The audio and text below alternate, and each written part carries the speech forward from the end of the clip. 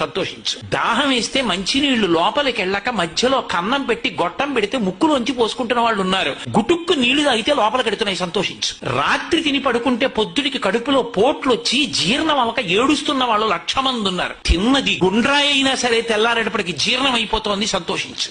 పడుకుంటే నిద్ర పట్టక చారుడు మాత్రలు వేసుకు పడుకుంటున్న వాళ్ళు ఉన్నారు. తలగడా మీద చెయ్యెట్టుకుని ఇలా పడుకుంటే నిద్ర పడుతోంది. పుస్తకం ఉంటే తప్ప మాట్లాడలేని వాళ్ళు ఉన్నారు. వేదిక ఎక్కి కూర్చుని మాట్లాడడం మొదలు పెడితే గంగా ప్రవాహంలో వస్తోంది, సంతోషించు ఈశ్వరుడి కారుణ్యానికి.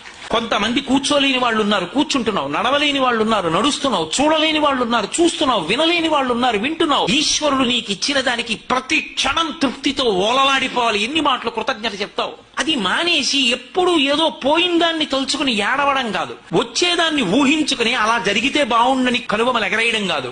ఇప్పుడు ఇక్కడ నీకు ఈశ్వరుడు వర్తమానంలో ఏమిచ్చాడో దానితో తృప్తిగా ఉండడం అలవాటైతే వాణ్ణి మించిన భాగ్యవంతుడు